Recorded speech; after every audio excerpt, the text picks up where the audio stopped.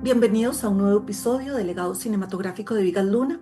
Hoy nos centramos en la única película de Vigas Luna rodada en Estados Unidos y oficialmente estrenada en el Festival de San Sebastián en 1981, aunque tuvo dificultades para estrenarse en el territorio español durante casi 2 años, sin llegar a exhibirse también en Estados Unidos más allá de la televisión y siendo difícil su visionado hasta su restauración en la Filmoteca Catalana en 2012. Precisamente hoy hablaremos con las personas responsables de esa restauración, Rosa Cardona y Mariona Abruzzo, en nuestra mesa redonda, además de con el escritor, programador y crítico de cine francés Maxime Lachaud, en una conversación previa a la mesa, que será en inglés, pero con interpretación al español. En Reborn, Vigas Luna ofrece una mirada inquietante sobre la fe convertida en espectáculo. La película sigue a una organización religiosa liderada por una figura carismática, el reverendo Harley, interpretado por Dennis Hopper, quien promete redención y una nueva vida a sus seguidores, pero en realidad detrás de este discurso espiritual esconde un sistema de manipulación emocional, intereses económicos y control psicológico. La trama principal gira en torno a la llegada de Estados Unidos de una mujer italiana conocida por sus estigmas, interpretada por Antonella Murguía, para convertirla en la nueva estrella de la organización como una santa que hace milagros. Las cosas no salen como se planeaban porque María se enamora del hombre que la traslada de Europa a Texas, Mark, interpretado por Michael Moriarty, causando una crisis temporal en la organización. Como es habitual, comenzamos con el repaso a la recepción de la película, comenzando con los escritos académicos, en este caso a cargo de mi compañero Santiago Fous Hernández, y luego volveré yo, Carolina Sanabria, para resumir la crítica periodística.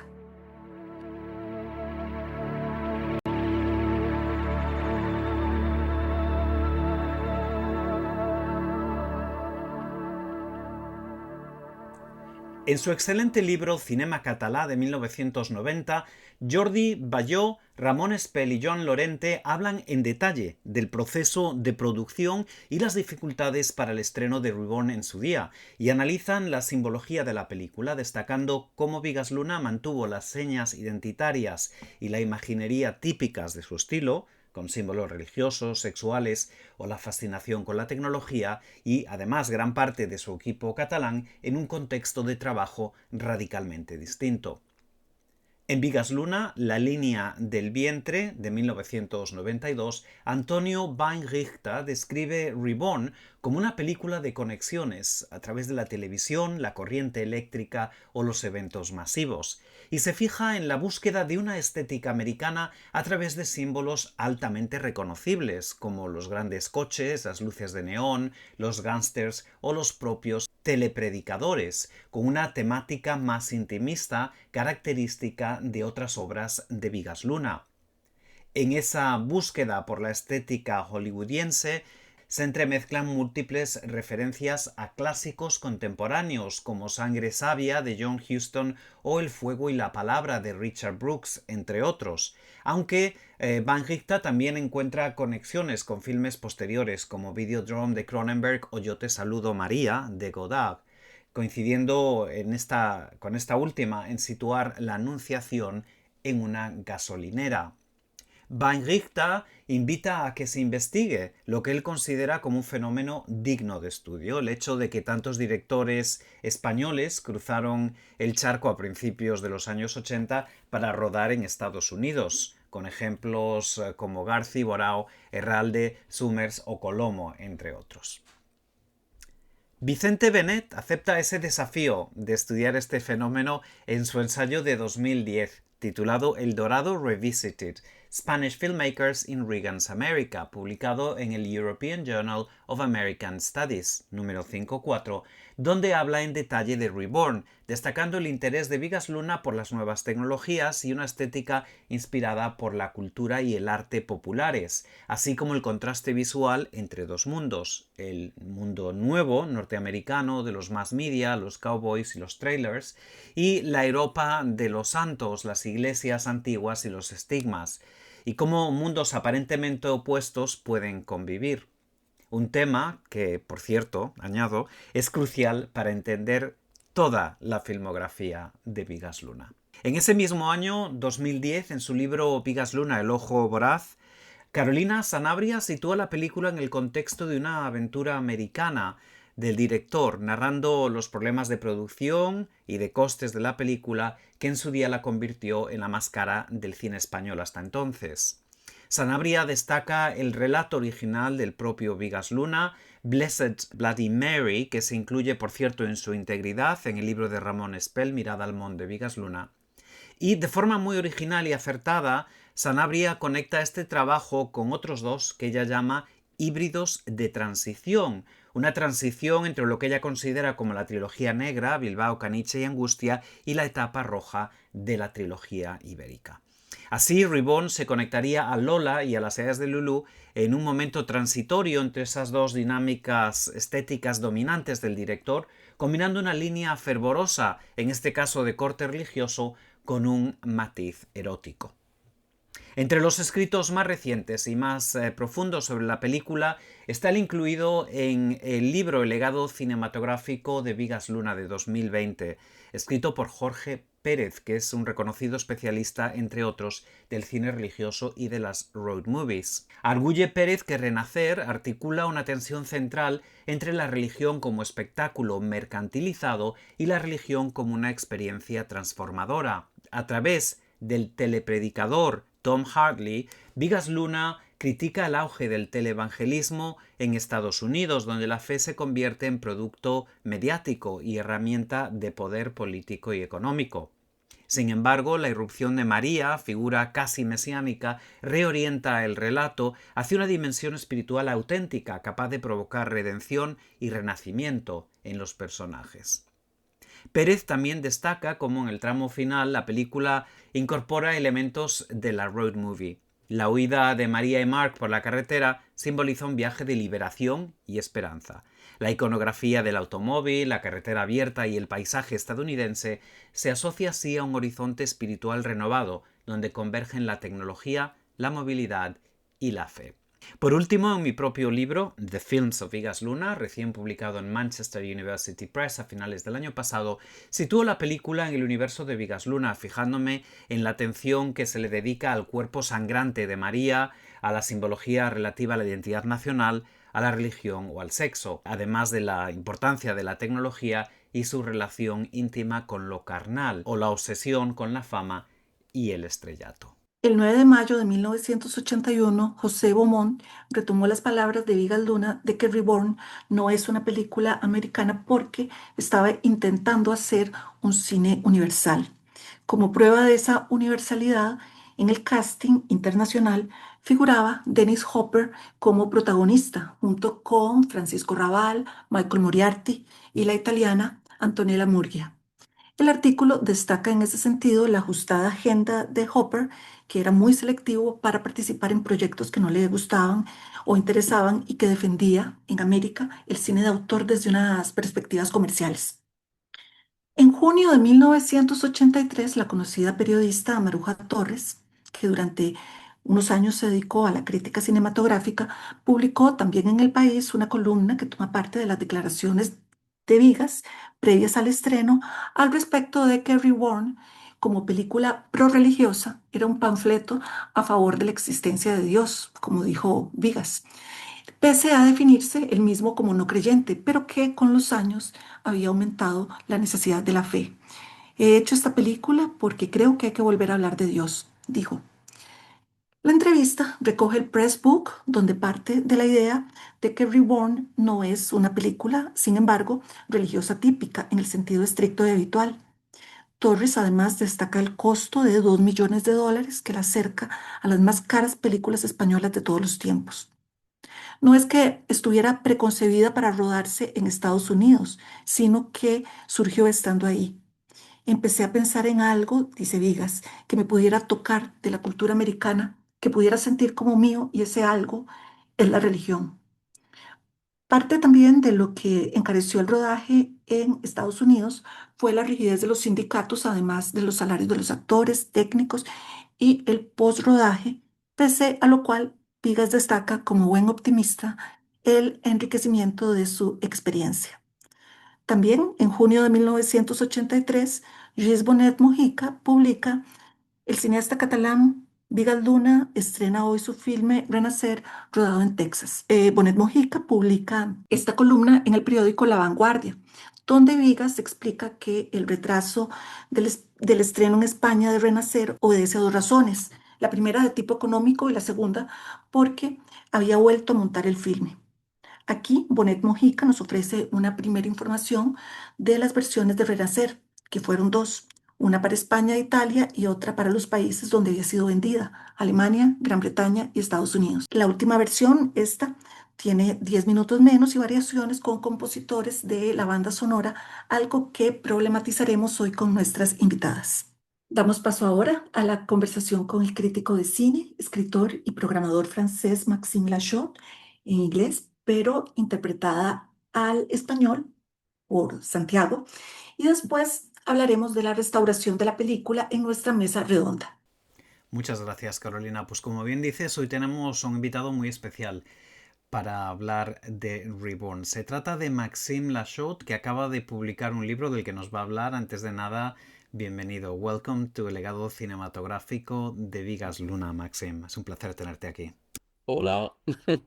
¿Nos puedes decir el título de tu libro de Bigas Luna? Es Bigas Luna, la période noire, 1977-1987. Perfecto, entonces es el periodo negro de Bigas Luna, en los años 77-87, en el que cubre, entre otras, la película de la que vamos a hablar hoy, pero sobre todo las tres películas que se incluyen en un DVD y Blu-ray, en un cofre, que incluye las películas Bilbao, Caniche y Lola, que se editó en Francia en la editorial Artus hace unos meses. Y bueno, Maxime, entre otras muchas cosas que pondremos en las notas del episodio, es autor de varios libros, es también el programador y director del festival que acogió el Bigas Luna Tribute en su última edición, el año pasado, última edición hasta el momento, el Fifi Gros Festival, que se celebra cada septiembre en la ciudad de Toulouse.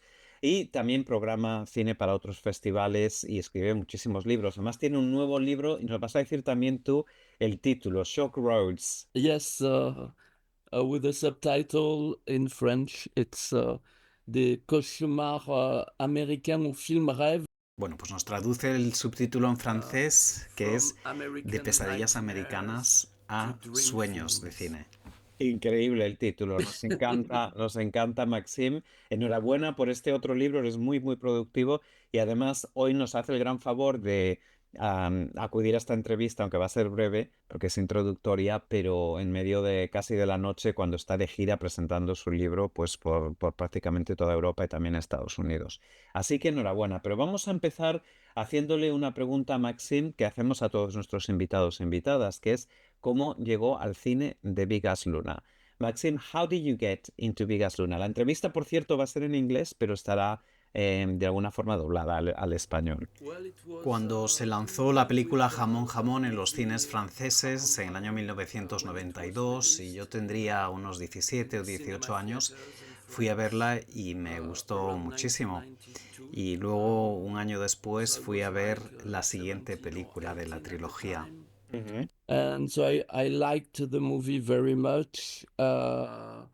And then I went to see the following movie.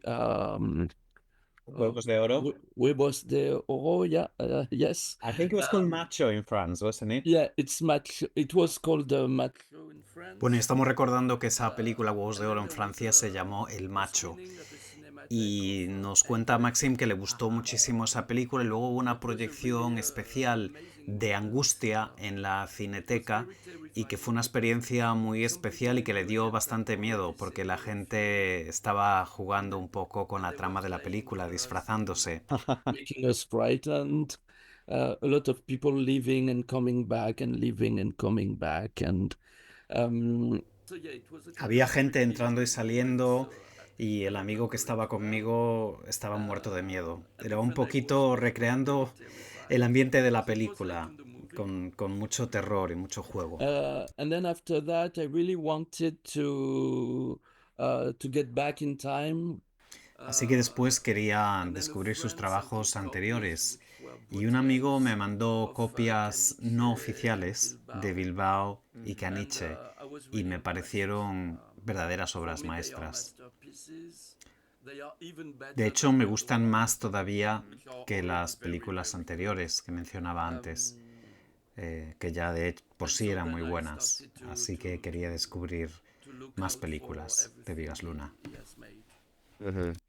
That's fantastic, Maxim, and how lucky that the whole circle kind of not closed because it's still open, but it came to that book that you wrote for the DVD and Blu-ray box set. Y bueno, le comento que interesante que de alguna forma se cierre el círculo de esas experiencias primeras con Vigas Luna que nos comenta con la escritura de su libro que se incluye en el cofre que se publicó recientemente en Francia y que además nos acogiese en su festival en So Fifigro. thank you for all that. It's really interesting to hear this selection that is mostly very early Vigas Lunas' films. Le comento que es una selección interesante de películas, sobre todo bastante antiguas del principio de la producción cinematográfica de Vigas Luna, pero que hoy no vamos a hablar de ninguna de ellas, sino de One of our Reborn. previous guests, Eric Peretti, I mentioned, I'm going to invite Maxime to discuss Canicho Bilbao because he loves those films. He said, yeah, but first you need to invite him to talk about. Le explico que uno de nuestros invitados al podcast, Eric Peretti, que estuvo en el episodio anterior, cuando le comenté que iba a entrevistar a Maxime, que iba a invitarle a hablar de Caniche o Bilbao, me dijo, sí, pero antes tienes que invitarle a hablar de Reborn, porque está obsesionado con esta película. Y la preguntaba por ahí, ¿cuándo se obsesionó con Reborn? It was not so long ago. It was a few years ago, but it was really after having seen Dice que no fue hace tanto, hace unos años, como aproximadamente unos 12, y que fue una copia de muy baja calidad y que incluso el DVD que consiguió después era igualmente malo, la misma copia. and it was a horrible copy. As they were at the time. And even the DVD that I found later was the same copy, which is almost a VHS quality. Yes, it would be, yeah. Que la calidad de la copia era prácticamente de VHS. Una copia no terminada, nunca llegó a ver la versión final, no está seguro siquiera qué versión fue la que vio aquellas primeras veces, pero que le gustó mucho la atmósfera, lo que hace con el sonido, la película, la atmósfera en general, pero sobre todo, pues un poco eso, el sonido y el ambiente un poco de alucinación, que es algo que le interesa mucho. I have written a book a few years ago about what I call hypnagogic cinema. Dice que hace unos años escribió un libro sobre esas películas que exploran el mundo onírico, la frontera entre estar despierto y estar dormido, entre la luz y la oscuridad, lo real y lo irreal, lo visible y lo invisible, y que le interesa mucho la película también por And I esto. think this film could be an example of this type of cinema. It's a very hypnotic movie. It's It very is. mysterious. Dice que ha visto la película infinidad de veces y que desde luego que no es una película perfecta, pero que le fascina y que cree que encajaría en ese tipo de películas del libro que escribió hace unos años. Le interesa lo enigmático de la película, el hecho de que no sabes si lo que estás viendo real, como decía antes, pero también si el tono es irónico, satírico o más bien todo lo contrario, si es una película con un elemento místico, un elemento de cierto respeto hacia el mundo que se representa, que no necesariamente se mofa de él. Or if it is meant to be mystical. It's kind of strange, and it's impossible to put the film into a fixed idea. And I think that's what makes it fascinating in a way, isn't it? Like this happens with so many other Vigas Lunas' films, and that's what he liked. He liked open-ended films, films with multiple layers of meaning that in a way can be appropriated and completed by the spectator. In this case, quite literally, if you saw an unfinished version. Me dice que le resulta difícil poner a esta película en una categoría concreta o de alguna forma matizar el significado de la película. Y yo le digo que eso es muy clásico de las películas de Bigas Luna, que de alguna forma deben ser completadas por él o la espectadora. Y en este caso es algo literal, ya que las versiones que él ha visto, según nos cuenta, estaban incompletas. Entonces no le queda otro remedio que completarlas, pero le comento que esto era muy típico en Bigas Luna, ¿no? Esos finales abiertos, esas capas numerosas e infinitas de posible interpretación, y que él tampoco ayudaba en esto con las declaraciones que hacía, que a veces eran contradictorias de alguna forma a propósito para confundir al público y a la prensa. Le preguntó también qué le parece la relevancia de una película de principios de los años 80 para la sociedad actual, y me refiero a campañas políticas, la influencia que puedan tener ciertos sectores religiosos sobre incluso redes sociales o declaraciones de celebridades de tipo At the diverso. time when the film was done and released, there were quite a few directors that were interested by televangelism, Yes. this kind of extreme consumerist version of religion.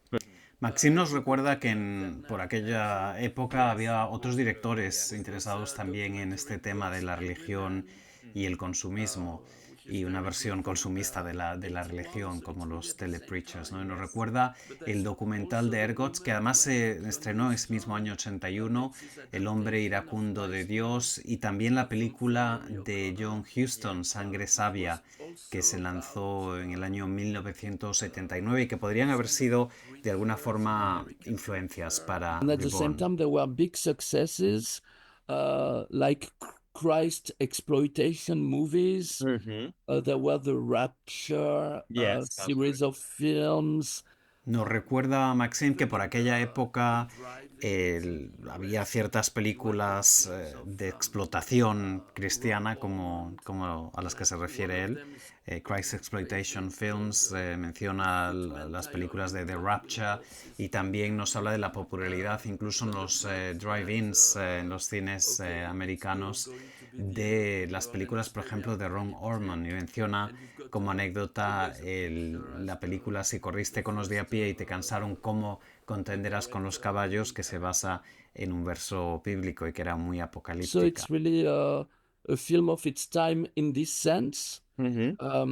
This criticism of this mix of religion and consumerism. En este sentido, dice, para él es un producto de su tiempo, una crítica a esa mezcla de la religión y el consumismo que se ve reflejada sin duda en esta película. Pero dice también que Reborn hace algo más, que hay un elemento muy cósmico y que confunde todavía más en términos del género de la película, y comenta cómo en Francia no sabían cómo clasificarlo, si película de terror, de fantasía, drama religioso, y un poco esa es la gracia de la película I think también. he was criticizing this televangelism, but maybe wanted to say something else. And maybe the movie is not about that at all. Maybe it's about, I think it's about hypnosis. Para resumir, nos dice Maxim que la película en parte es una crítica del televangelismo, en parte es un producto de su tiempo, pero que para él es algo más.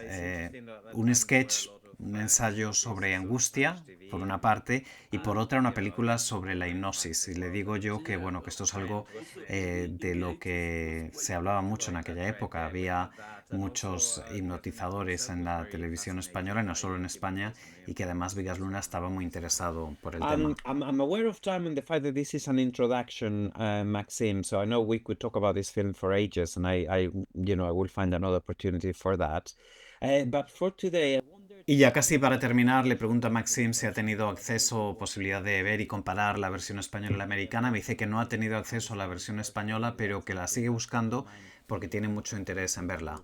My problem is that I never had access to the director's cut. I'm still looking for it. And there are reasons to be curious, because even though the cuts are not that drastic, Le digo que entiendo su interés por ver la versión sin cortes la versión española de la película porque es mucho más carnal, mucho más Vigas Luna en ese sentido, pero que tal vez por motivos de censura, para llegar a un mercado más amplio en Estados Unidos y también por el dinamismo del montaje americano, que es bastante diferente al montaje en España en aquellos años, pues era normal que Vigas Luna, con su intención de triunfar en Estados Unidos, y metiese tantos cortes. I'm thinking about that. I don't know if you want to mention briefly something about the performances. So is playing some very horrible characters in this time of his career. And I think he's really good as Reverend Harley. Me comenta Maxim que en ese momento este actor, Hopper, estaba haciendo papeles muy horribles, como dice él, muy oscuros, y que está muy bien como el reverendo Harley en esta película, y que le fascina esa obsesión que tiene con los astronautas. Añade que otro interés de la película es esa fascinación con lo que ocurre entre bastidores, y que en ese sentido le recuerda mucho al documental de Herzog que comentaba antes. Yo le digo que este es otro de los aspectos clásicos del cine de Vigas Luna, lo que pasa detrás de la cámara, y darte este acceso y esta distancia entre distintas pantallas, distintas cámaras, como se ve ya desde este ejemplo bastante temprano en Reborn, pero que recurriría en muchos otros ejemplos a lo largo de su filmografía. Another recurring theme in his filmography. That's great. I guess at the time, of course, Hopper had so many personal issues that I think this was for him actually an opportunity to come back after a very dark period. But to finish, Maxim, we know you are also very tired because you're touring your new book. So thank you again for making time for us. But I would like to finish by asking something that, again, we ask everyone that comes to the podcast, which is, Recordamos también que esta película fue una oportunidad para su protagonista, para Dennis Hopper, de volver al cine después de una época bastante oscura de su vida personal. Y aprovecho para, ya como despedida, pedirle a Maxim que nos comente una de las escenas de la película. No, but I really like the introduction of the film. Dice que le fascinan las primeras imágenes de la película, la presentación, cómo esa música de sintetizadores contribuye a crear una escena, un ambiente que para él parece recordarle a las películas de Michael Mann, con esas imágenes del helicóptero sobrevolando el cielo, imágenes también desde el helicóptero, esas cruces que parecen flotar en el cielo, y primeros planos que le recuerdan a Caniche o a Bilbao en cuestión de estilo.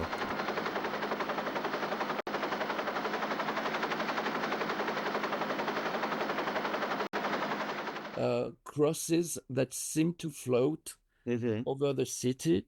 yes. So it's really like visions. And then we've got these highways. Entonces ya desde el principio se crea esta sensación de que ves visiones, ¿no? Por una parte está el cosmos con esos movimientos de cámara desde el espacio, aparentemente, esas cruces flotantes que representan la religión, y las autopistas llenas de coches que representan el consumismo, y la mezcla de estos tres elementos que predominarán en la película. That is up in the sky. And there's also the strangeness of the first persons we saw. It's extremely close shots, like in his first films in Bilbao or Caniche. Insiste que una de las cosas que más le fascinan de la película, y que aparece ya desde el principio, es el énfasis en los primeros y primerísimos planos que le recuerdan, como decíamos antes, a aquellas primeras películas Bilbao y Caniche, y que contribuyen a crear este ambiente raro, extraño, misterioso que define estas primeras escenas de la película. Y también en relación al montaje le llama la atención la ausencia de planos largos.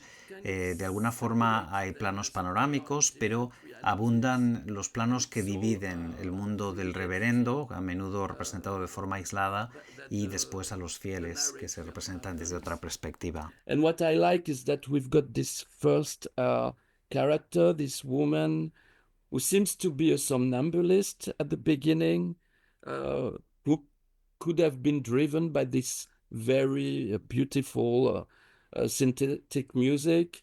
She comes towards us, and in fact later we will learn that she's playing a blind woman and that she's not. Y le intriga el personaje de la mujer que parece acercarse a la cámara atraída por la música de sintetizadores que de alguna forma le posee y que después se descubre que era un fraude. Era una persona que se hacía la sonámbula o la ciega cuando en realidad no lo era. ¿Sientes la vida de Cristo en ti? Si sientes la vida de Cristo en ti, ¿sabes que podrás ver? ¿Sabes que podrás volver a ver?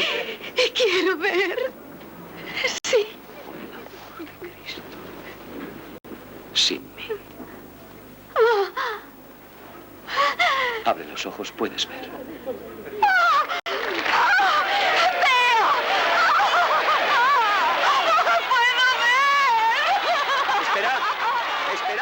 First sequence stops and we move on to the Reverend Harley in a TV set. Mm-hmm. And that's really something obscure and fascinating in this first scene. And I think that's what I like in this movie. Y al término de esa primera secuencia aparece el reverendo enmarcado en una cámara de televisión y le parece que hay algo muy oscuro en esa representación y que en general estas primeras escenas dan la impresión de que la película en sí está levitando y eso es lo que le fascina de la película, que la puedes ver una y otra vez, no acabas de entenderla del todo, pero otra cosa que le llama la atención también es la relación entre el principio y el final, ¿no? Que esa escena de la mujer caminando hacia la pantalla le recuerda al final con el astronauta también enmarcado en la pantalla. With this, I just want to thank you again, really, Maxime, for your generous participation in this podcast. I will hold you to your my absolute pleasure. Thank you again for having us in your magnificent festival, which I recommend to everyone. We had so much fun in Toulouse last year in Fificor. People were so nice, and you know, I continued conversations after the screenings, but also since, with some people over email, which is fantastic when it happens. Y le digo que solo nos queda darle las gracias por venir a nuestro podcast y también por habernos acogido en su fantástico festival Fifigro en Toulouse el año pasado, con una edición inolvidable del Bigas Luna Tribute que continúa en numerosas conversaciones por email y teléfono con algunos de los asistentes, que es algo que no pasa a menudo, pero que le comento que cuando pasa es maravilloso. Y por último le invito a que regrese, como prometió, en un par de episodios para hablar con nosotros de Bilbao, película en la que escribió, en ese libro que se incluye en el cofre de Bigas Luna, que se publicó en Artus Films el pasado año en Francia. Bueno, pues empezamos con la mesa redonda y hoy tenemos dos invitadas de lujo, Mariona Abruzzo y Rosa Cardona. Pues voy a empezar presentando a Mariona Abruzzo Lavería, que es grado universitario en Historia del Arte y máster en Museografía y Museología. Se incorpora a la Filmoteca de Cataluña en 1992 y 10 años más tarde pasa a ser la responsable del área de conservación y desde 2013 es la jefa del Centro de Conservación y Restauración. Ha participado y colaborado en numerosos proyectos nacionales e internacionales como iMedia Cities entre 2016 y 2020. Fue miembro del Comité Ejecutivo de la Asociación de Cinematecas Europeas, ACE. En 2021 fue cocomisaria del Año Chomón y desde 2022 imparte clases en la Escuela Superior de Archivística y Gestión de Documentos de la Universitat Autónoma de Barcelona. Gracias por estar aquí, Mariona, y muy bienvenida al legado cinematográfico de Bigas Luna. Gracias a vosotros por invitarnos. Continuamos con Rosa Cardona Arnau, que es licenciada en la especialidad de Historia del Arte por la Universidad de Barcelona. Se formó en restauración fílmica en la Filmoteca Española y es desde 2005 conservadora de la Filmoteca de Cataluña y responsable de los proyectos de restauración en la que destaca la Montaña Fidel de Jean Epstein, de 1923, Érase una vez, de Belice Escobar, 1948, El sol del membrillo, de Víctor Erice, en 1992, por supuesto, Reborn, de Vigas Luna, de 1981, o la colección de cine de los orígenes, de 1896 a 1914. En 2021 fue comisaria del Año Chomón y coordina con Daniel Sánchez Salas Proyectamos el pasado, una propuesta para visibilizar el cine mudo español conservado. Ha publicado en revistas como Journal of Film Preservation o Secuencias y ha impartido talleres y clases en universidades y en programas de cooperación internacional. Muchas gracias, Rosa, por venir a El legado cinematográfico de Vigas Luna. Muchas gracias por invitarnos. Queremos empezar preguntando, como siempre lo hacemos, su opinión general sobre el cine de Vigas Luna. ¿Cómo lo descubren? ¿Qué significa para vosotras formar parte de este legado? En este caso, a través de la restauración y preservación de sus primeras películas, algo que no hemos tratado en este podcast aún. ¿Cómo viene siendo el caso de Reborn? ¿Podríais destacar algún título en concreto? Bueno, podría decir que por mi parte, creo que mi primer recuerdo de una película de Vigas es Anguish en 1987. La vi en el cine y todo que a mí no me gusta el cine de terror, ya no me gustaba entonces y ahora creo que menos, realmente me cautivó. Con los años fui recuperando películas anteriores de Vigas que no conocía y así seguí su obra, las películas que iba estrenando siempre que podía. Para mí era un diseñador, cineasta, con una mirada sobre las mujeres, a la vez también muy erótica, que ahora me continuaba interesando esa mirada que tenía sobre las mujeres y hoy en día, o sea, se ha reflexionado mucho más, ¿no? en este ámbito, pero estoy pensando en Lola, en Las edades de Lulú, o la misma Bilbao, ¿no? Tan moderna para su época. También quizás la primera película que también la digitalizamos en Filmoteca de Cataluña, Tatuaje, creo que hay también ese pozo del diseño al que pertenecía el propio Vigas y cuando ves realmente todo ese universo de que la música está compuesta por Antonio Miró, que en su faceta menos conocida de música junto con Amargós, o el diseñador gráfico que fue Satué, pero que también enseña a lo largo de sus películas, de esta película también lámparas o el edificio Trade de Coder.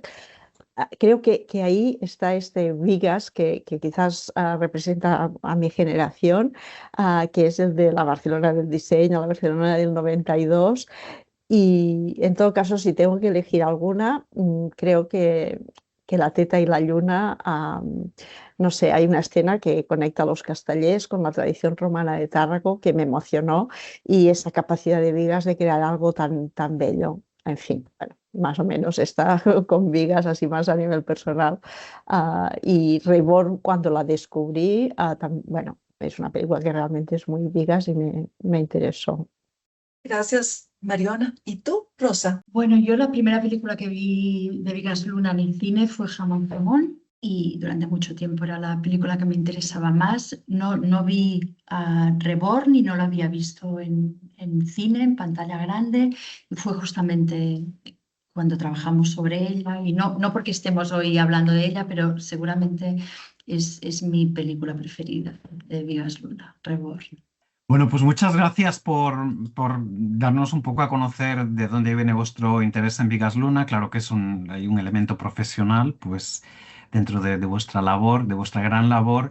Y bueno, como ha dicho Carolina, quiero reiterar que nos hace muchísima, muchísima ilusión, os lo decía antes de empezar a grabar, teneros aquí con nosotros hoy, porque por este podcast, pues en los casi 7 años que llevamos haciéndolo, han pasado pues guionistas, asistentes de dirección, creadores artísticos, diseñadoras gráficas, editoras, también algún profesional, por ejemplo, de exhibición y de programación de cine, alguna comisaria también de exposiciones relacionadas con el cine de Vigas Luna, pero sois las primeras restauradoras y no hace falta que diga que es un trabajo importantísimo, pensando en el título de este podcast, ¿no? El legado cinematográfico de Bigas Luna, que es un legado valiosísimo como el de tantas otras directoras y directores de cine, en este caso europeo, ¿no? Catalán, pues la verdad es que vuestro trabajo es realmente fundamental. Y ahora que nos acercamos a las primeras películas, pues nos parecía muy importante incluiros. Precisamente al ser las primeras, nos gustaría, aunque tal vez para vosotras sea algo muy obvio y para algunos de nuestros oyentes también, pero nos gustaría que nos dierais un poco una idea de cómo es vuestro día a día, cómo es el día a día del trabajo de una restauradora de cine. Bueno, en primer lugar, agradeceros muy sinceramente desde la Filmoteca que dediquéis atención a este trabajo, ¿no? que hacemos en las filmotecas, que podríamos decir que las filmotecas conservan para difundir y entonces normalmente la parte más visible de las filmotecas es justamente la de difusión, ¿no? Donde están las salas de cine y donde hay los programadores, etcétera. Pero la parte de conservación, hemos de decir que realmente nosotros cuando más disfrutamos es en la sala, dando todo el protagonismo a las películas, y es que el mundo de la conservación, por su propia naturaleza, quiere pasar desapercibido, y si hacemos bien nuestro trabajo, somos invisibles, y este es un objetivo. Pero realmente esa invisibilidad que buscamos conlleva mucho trabajo y muy especializado. Desde la recuperación, que realmente se ha de hacer a través tanto de políticas activas, de buscar, de contactar con productores, con directores, con coleccionistas, o a veces también a través de mecanismos públicos, como a través de las subvenciones o el depósito legal. De este modo, mucha obra de Bigas la tenemos ya a partir de los años 80, cuando se regularizan este tipo de sistemas. Pero también debemos inspeccionar, inventariar, catalogar y hacer todo lo que llamamos la conservación preventiva, y que su parte más visible son los depósitos de larga conservación, ¿no? Que es dotar al patrimonio fílmico de un entorno de temperatura y humedad para procurar alargar la vida, su supervivencia en el tiempo lo máximo posible. En el caso fotoquímico, la mayoría de los materiales, sobre todo los negativos originales, están a 3 grados y un 30% de humedad. Y la colección en la Filmoteca básicamente es fotoquímica, pero la producción actual, ya desde el 2014 que cerró el último laboratorio, es digital, con lo cual también aplicamos este criterio de conservación preventiva a los materiales digitales. Y realmente, para que os hagáis un poco una idea, nuestra colección abarca 38.000 títulos, desde 1896 hasta la más actual, podría ser Sirat o las últimas producciones que podáis tener en mente, y que corresponden más o menos a unos 205.000 unidades, que sean latas de cine o discos duros, ficheros, etcétera. Y podemos destacar, en tanto que Filmoteca de Cataluña, que una de nuestras colecciones principales es del cine catalán. Asimismo, también tenemos cine amateur y, sobre todo, también los inicios del cine, que es un reflejo tanto de los coleccionistas como del cine de los orígenes, la importancia que tenía Barcelona.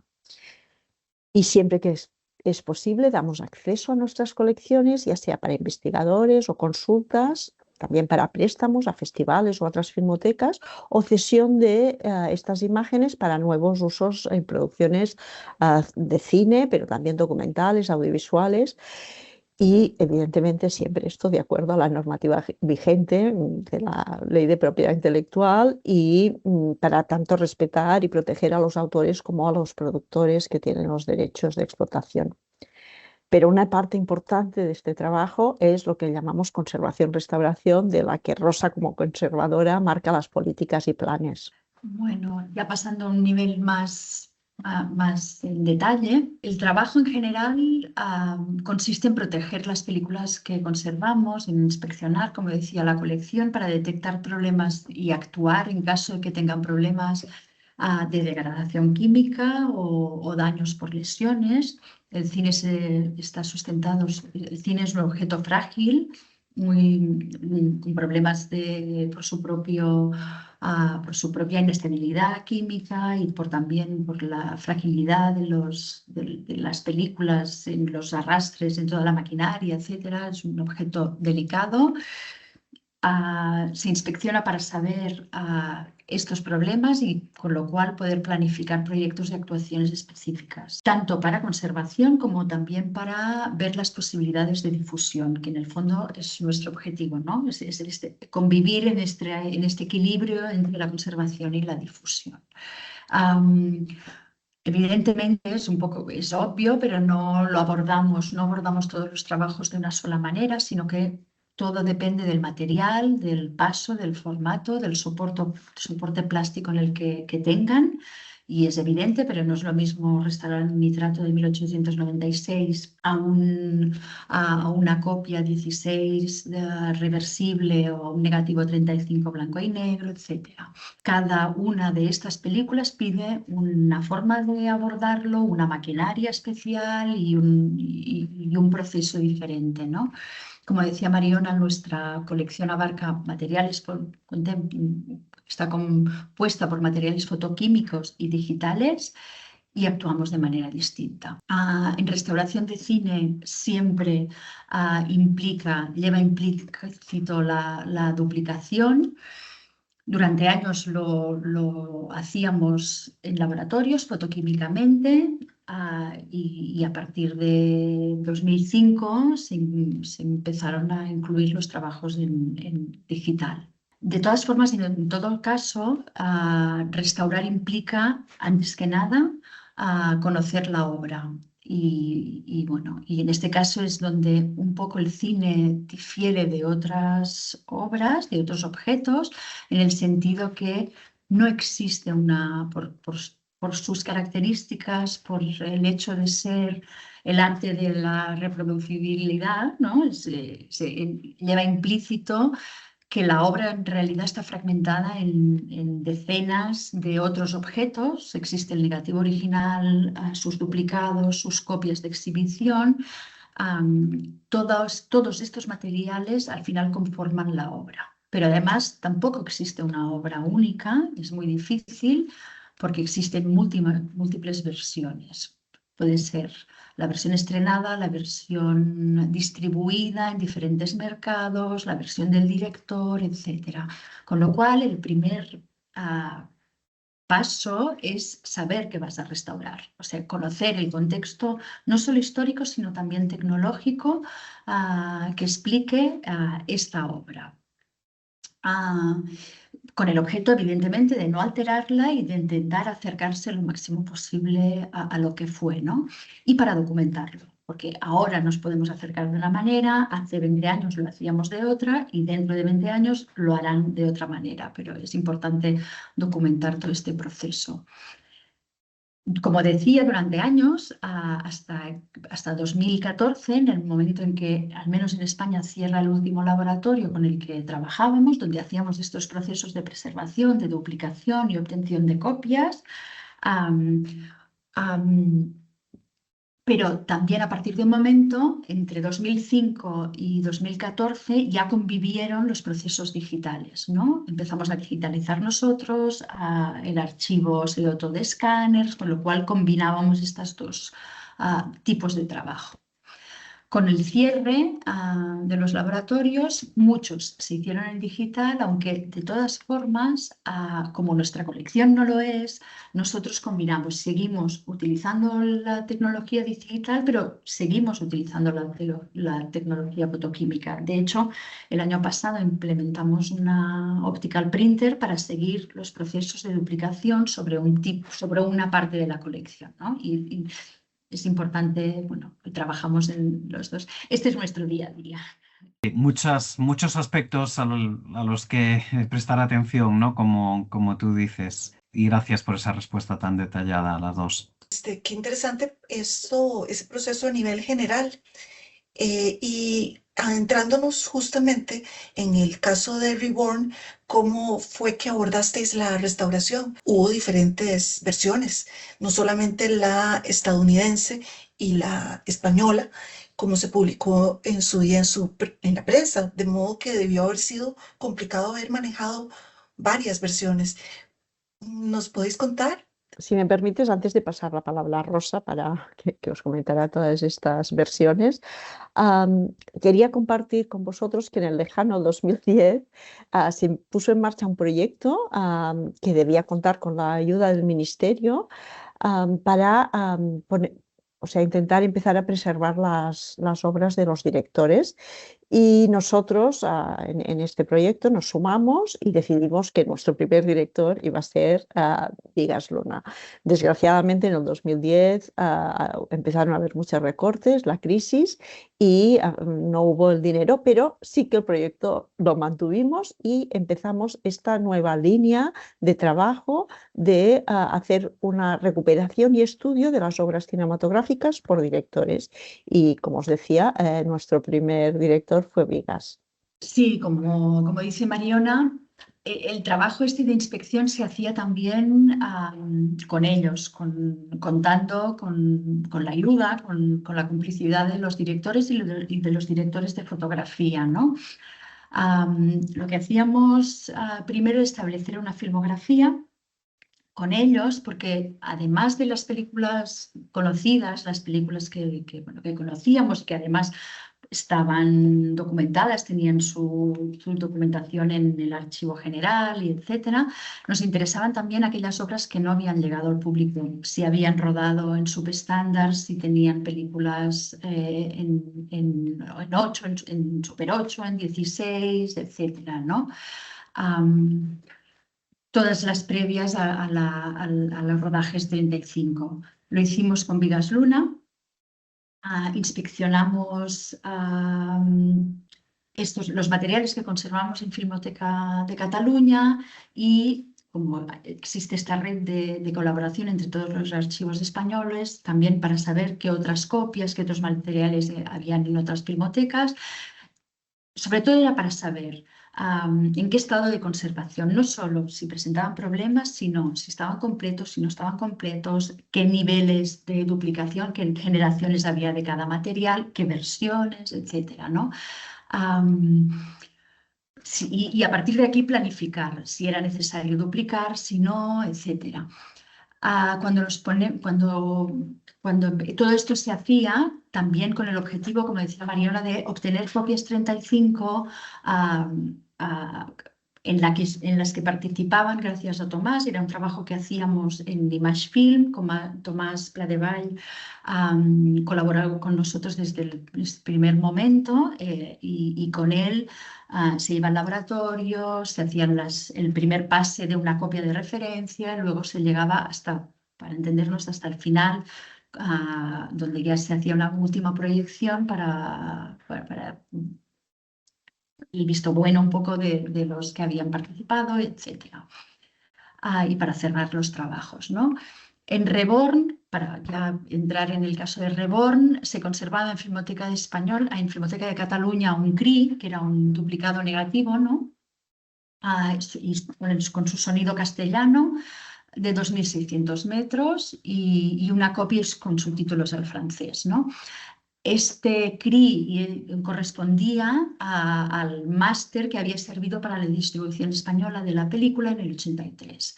Hablando con Bigas Luna y haciendo este trabajo que hacíamos de inspección y de estudio de las películas, ¿no?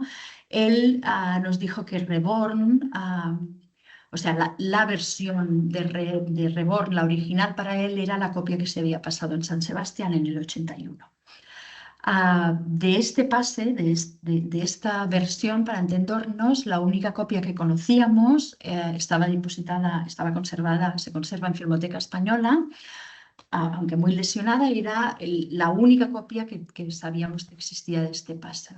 Era una copia a 250 metros más de lo que presentaba el CRI, ¿no? Era una copia más larga. Lo que había que hacer era buscar el mejor material del cual había partido esta copia, el negativo original, que se conservaba en Deluxe Los Ángeles, juntamente con el negativo inglés, ¿no? Y que había sido el negativo del que había salido la copia de San Sebastián y fue del que salió la copia de que se pasó en la retrospectiva en 2012, ¿no? También en Deluxe se conservaba una tercera versión del film, se conservaba otro CRI y un negativo inglés que, para ser breves, ¿no? Tenía unas diferencias de montaje, pero sobre todo lo que tenía diferente era la música, con lo cual del mismo título podríamos decir que existían 3 negativos, 3 materiales originales de los cuales se habían tirado copias. Solo aclarar una cosa pequeña, Rosa. Cuando hablas de la versión inglesa, ¿te refieres a la versión americana en inglés? Sí. Sí. Sí, No digo, a la ver si a lo versión mejor se americana, había sí. lanzado otra. No. Te referías a la lengua. Muchas gracias. Hablando un poco de esas versiones de las que nos hablaba ahora Rosa, es interesante en el caso de esta película, y es algo que nos interesa mucho en este podcast, que es el cine de carácter transnacional. En el caso de Vigas Luna, además, todos los temas de identidad nacional son fascinantes.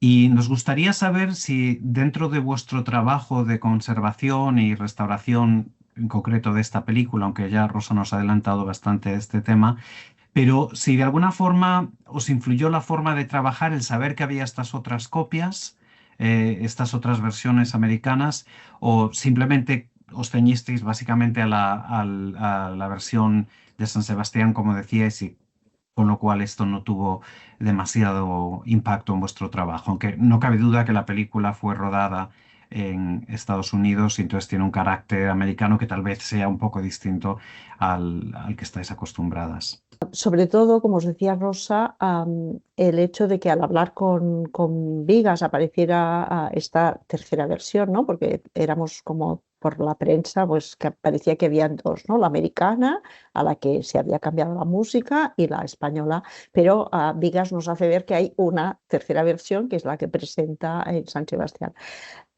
Entonces nos ponemos a buscar, a localizar los materiales. Entonces están realmente, como decía Rosa, en Deluxe Los Ángeles. Y los localizamos en octubre del 2010. Y a partir de aquí, Deluxe nos dice que esto solo lo puede retirar el propietario de los derechos, como es habitual, que la gente no puede ir a los laboratorios a sacar los negativos originales.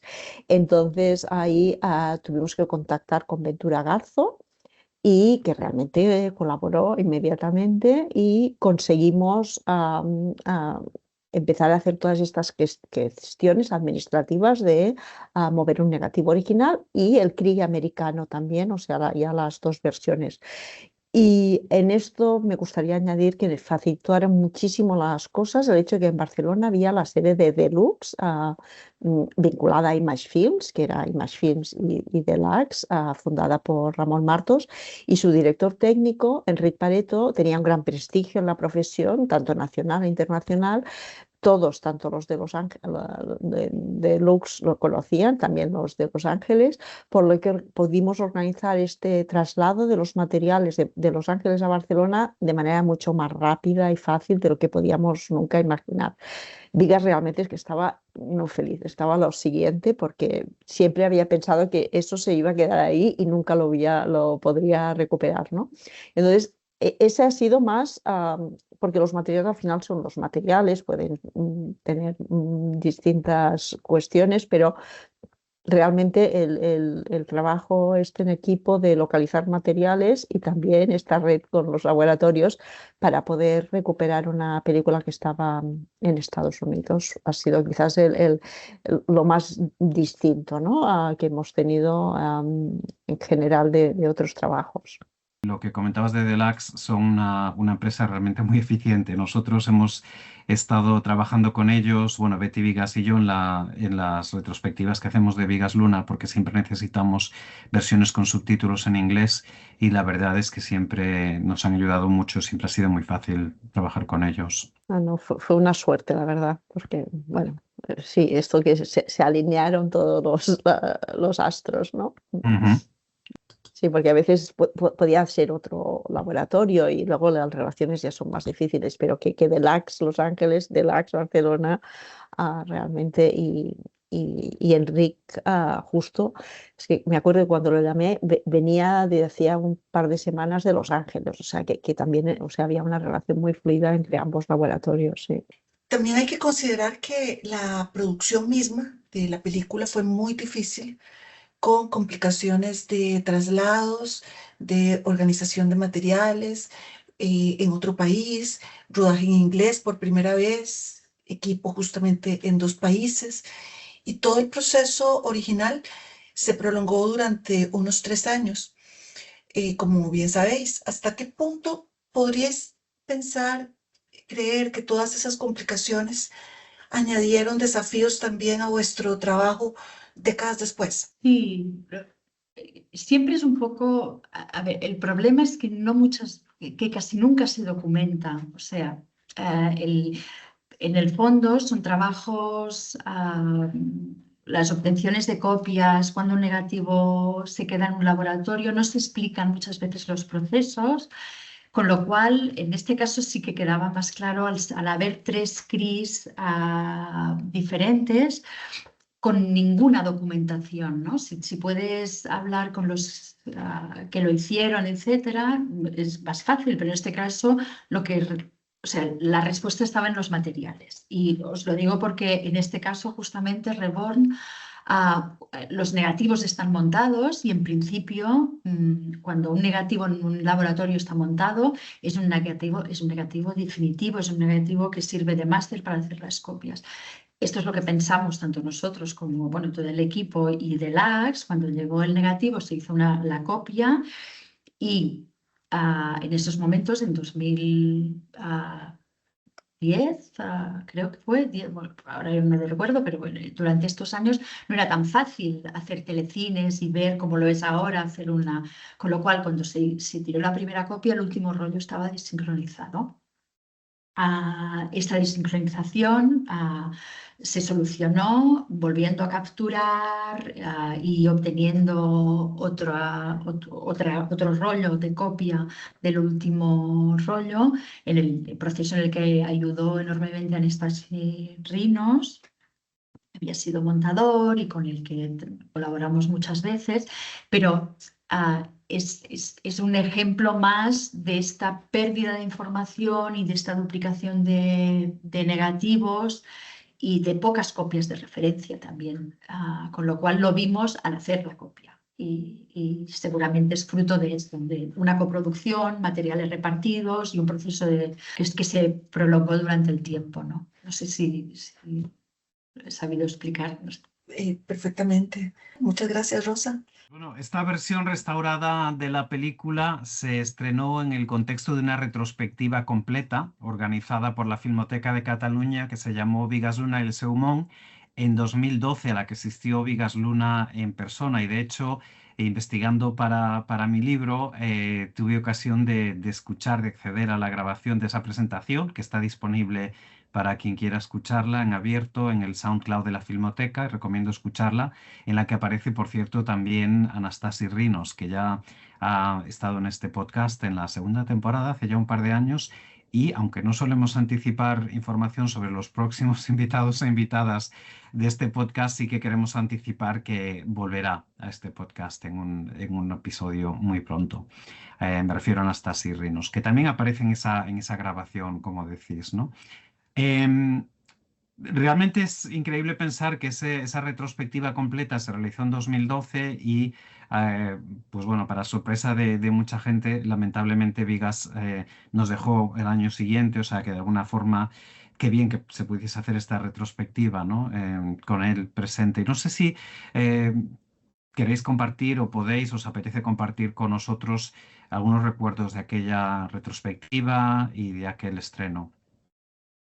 Sí, o sea, yo creo que todos nos pasó que cuando supimos ya que, bueno, que murió, porque no sabíamos nada, aún si cabe le dimos más valor a esta ilusión que tenía, que realmente quiero compartirla, que la vivimos todos como de una manera muy, muy sincera, ¿no? Por parte suya.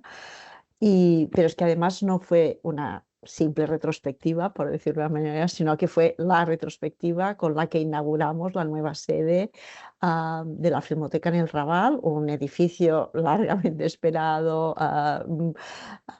hecho por el arquitecto Mateo, y inauguramos con Vigas. Estaba ahí ese día, aparte del propio Vigas, pero estaba el presidente de la FIA, estaba el director de Filmoteca Española, el conseller de Cultura. O sea, fue una declaración de amor y respeto a su obra.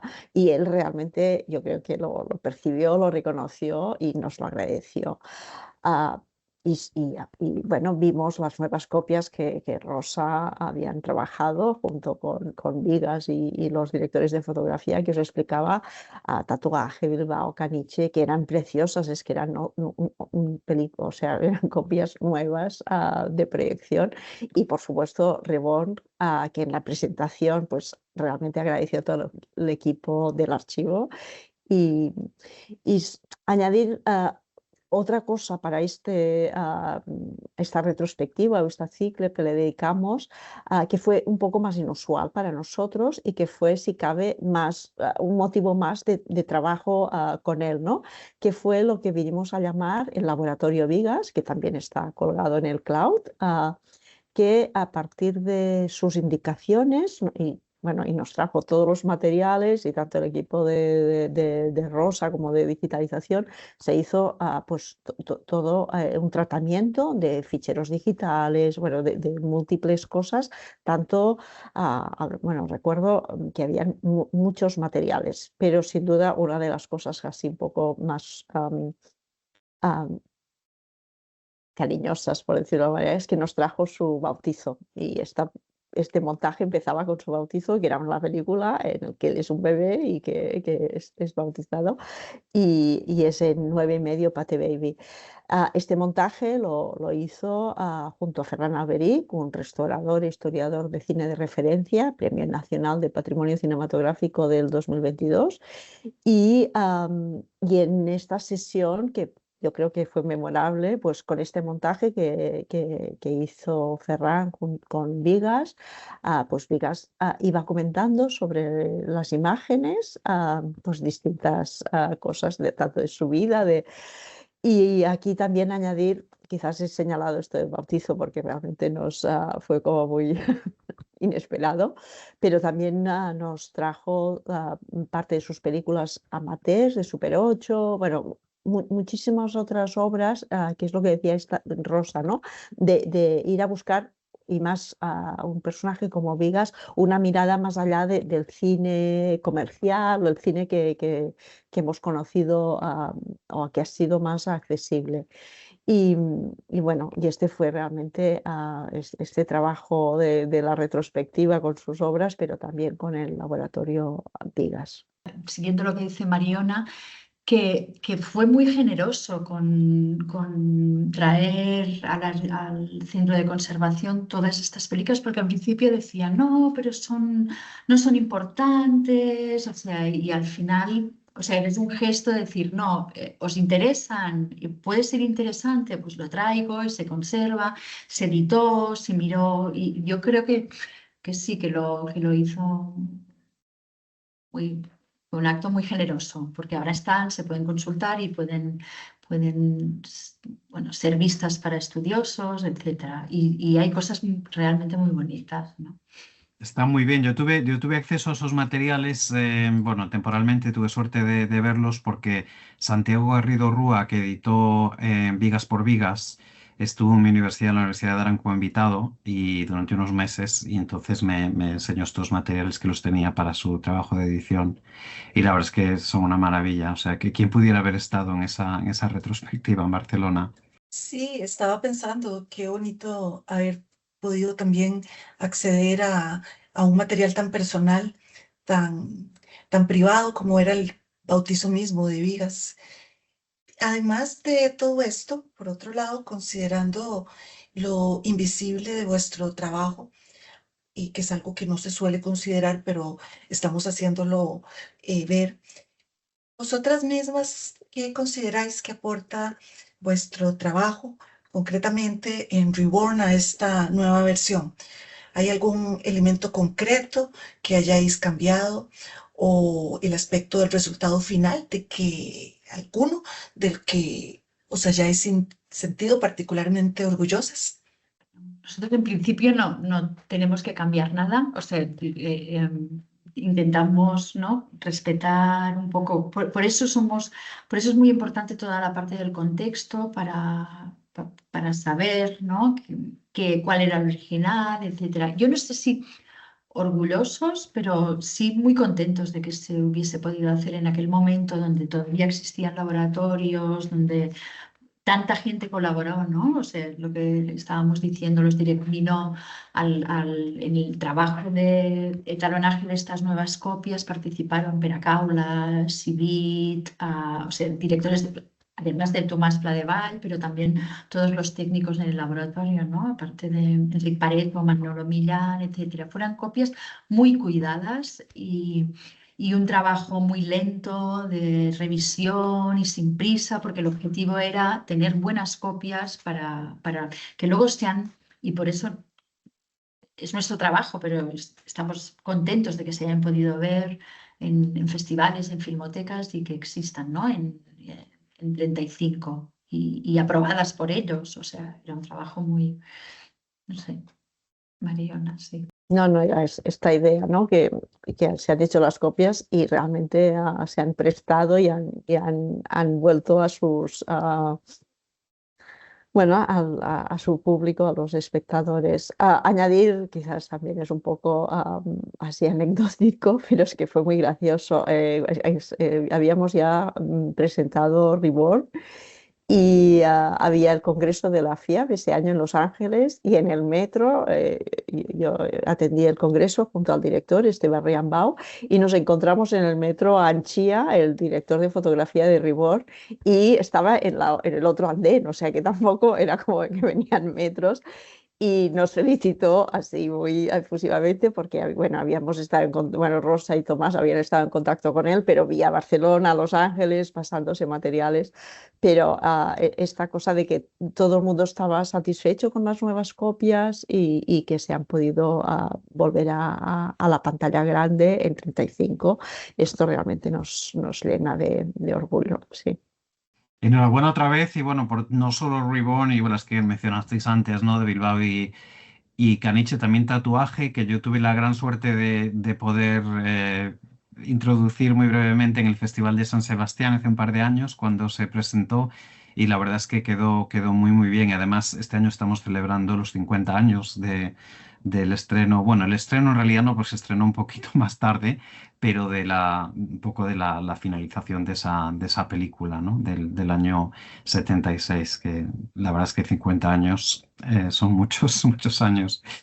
Queríamos hablar de algo de lo que se habla mucho hoy. Bueno, hablabais antes, sobre todo Rosa, del tema de cómo ha evolucionado vuestro trabajo, ¿no?, de lo analógico a lo digital. Y dentro de esto último, también en el montaje, y imagino que afectará mucho también en el futuro la restauración, la inteligencia artificial es algo que está transformando, en algún caso de forma positiva, se podría decir, pero también se le ha dado mucha atención a los aspectos más negativos, ¿no?, de esta irrupción, digamos, de esta nueva tecnología que está un poquito fuera de control tal vez ahora mismo, ¿no?, y que asusta un poco, puede ser muy beneficiosa, pero también da un poco de miedo, ¿no?, por la creación y reinvención de cosas que no existen. No sé cómo afrontáis no sé si decir desafío o este cambio, vamos a dejarlo ahí. Bueno, en restauración yo hablo un poco, ya hace años que los softwares de restauración se basan muchas veces, ¿no? Pero el problema es, o sea, la solución en nuestro caso es la revisión, o sea, siempre las decisiones al final son un poco los criterios. El digital puede ser muy atrevido, la inteligencia artificial añade un peligro más, pero al final las decisiones las tienen que tomar nosotros, Sí. ¿no? O sea, poner límites, porque sabemos a qué nos queremos parecer, con lo cual siempre es un proceso muy artesanal. En el caso de la restauración, No, bueno, bueno, Rosa tiene mucha experiencia porque en 2005 empezamos las restauraciones 4K, que prácticamente sí que era, Rosa me gustaba mucho porque siempre decía que llegó el digital para dar nuevas oportunidades a los materiales de los orígenes, ¿no? Y ahí pues apostamos y empezamos la restauración, o sea que hace casi 21 años que Rosa lidia con la restauración digital. Y entonces esto nos ha ayudado, nos ha acompañado a empezar a incorporar. Luego ya llegó el cine digital que, como os decíamos, el fotoquímico, nos llegaba el fotoquímico, pero a veces estaba producido en digital, ¿no? Por ejemplo, creo que Didi, la última película de Vigas, ya había postproducción digital, pero se continuaba estrenando en digital. Por lo tanto, desde este conocimiento del equipo de restauración en lo digital, llegamos a que las entregas obligatorias del cine eran digitales y hicimos este tránsito que tampoco otros lo hicieron, pero sí que nosotros desde la restauración nos modernizamos a lo digital. Y por otro lado, la inteligencia artificial, hemos colaborado a veces con proyectos, como dice Rosa, las mismas herramientas de restauración ya la utilizan, pero tienen que como siempre, la inteligencia artificial tiene que mirarse, pero donde están habiendo como más expectativas es sobre todo a nivel de documentación, de indexación, ¿no? De intentar pues que todos esos trabajos, sobre todo a veces en materiales documentales, pues reconocer personajes históricos, espacios, para agilizar y facilitar la investigación y las consultas de todas estas horas y horas de material audiovisual o documentales cinematográficos. Yo creo que nos ha enseñado la experiencia de que hemos de llevar nosotros las riendas de la tecnología, pero que si las controlamos pueden ser realmente muy útiles y nosotros ha sido una experiencia de lo digital y ahora de la inteligencia artificial que justo estamos empezando, ¿no? Pero ya te digo más, creo que para el movimiento, esto que te digo, 38.000 títulos, 200.000 documentos, y si vamos digitalizando la gestión de todo eso, la inteligencia artificial seguro que va a ser una herramienta muy útil. Bueno, pues ya casi para terminar, algo que hacemos en cada episodio de este podcast, como tal vez sepáis, es pedirle a nuestras invitadas, en este caso, que comenten brevemente una escena de la película. O bien porque sea vuestra favorita o la que más trabajo os haya dado en el proceso de restauración, o a la que asociéis tal vez un recuerdo especial del estreno de la copia restaurada. No sé quién quiere empezar. Si quieres empezar tú, Rosa. Yo de Reborn, en este caso lo que nos llevó más trabajo eran todos los encadenados y los fundidos. Y recuerdo la secuencia en que ella mira por la ventana y bueno, y fue una lucha muy grande porque el material era muy pobre y recuerdo, bueno, con Tomás que se hicieron muchas copias y bueno, y que el laboratorio luchó mucho para quedase. Que de todas formas era un problema que tenían muchos negativos y con lo cual era el límite de no intervenir mucho, pero intentar que se viese lo mejor. No es que sea pero es la secuencia que se me ha quedado más grabada por más trabajo.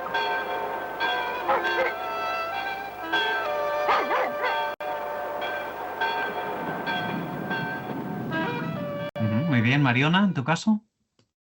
Yo de Reborn quizás porque no sé, quizás tengo la cosa esta del momento, porque bueno, estamos siempre con muchos proyectos. En ese momento también estábamos acabando de terminar el nuevo centro de conservación y restauración y yo la vi realmente con Viga, o sea, sí, verla la vi el día del estreno en Filmoteca. Y realmente, o sea, aparte que me sorprendió, pero ese momento que penses que es muy o sea, otra vez esta cosa como de Anguish o de La teta y la lluna, ¿no? Este momento de helicóptero a paloma, pensé, o sea, es que te lo coloca y te dices, este es Vigas, sí.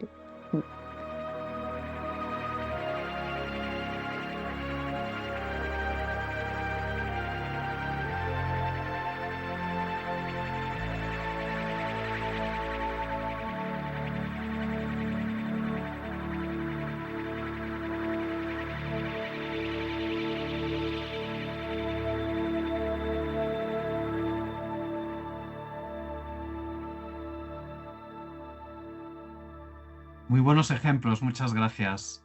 ¿Podríais compartir con nosotros qué proyectos tenéis entre manos o alguna película restaurada que acabéis de estrenar? Además de esta película, Bilbao y Tatuaje, todas ellas están restauradas por la Filmoteca en los últimos años. Y no sé si tendríais alguna restauración de la filmografía de Vigas Luna pendiente que nos compartáis.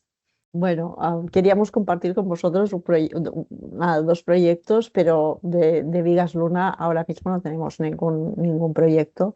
Lo que queríamos compartir es que estamos trabajando con Gaudí, dirigida por Manuel Huerga y producida por Paco Poch, del 89, y que es una obra audiovisual así experimental de gran valor histórico y que lo hacemos en el marco del centenario del año Gaudí. El otro proyecto así en el que estamos ahora es un programa de 4 sesiones de cine mudo español en el que colaboramos 10 archivos del Estado español que vamos a presentar en Pordenone, que es el fruto de un trabajo que llevamos muchos años historiadores y archivistas que nos hemos ido reuniendo para ver lo que pensábamos que era poco cine español conservado, que al final han sido bastantes horas de cine, pero que lo hemos trabajado juntos y que finalmente estamos trabajando en este programa de 60 títulos que se va a proyectar, que se va a enseñar en la jornada de Pordenone en octubre. Pues nada más por ahora. Muchas gracias a ambas, Mariona, Rosa, por haber dedicado vuestro tiempo a esta generosa y fantástica participación en el legado cinematográfico de Vigas Luna. Os deseamos lo mejor con estos nuevos proyectos y os agradecemos mucho también este trabajo y el de la Filmoteca de Cataluña en la conservación de este valiosísimo legado.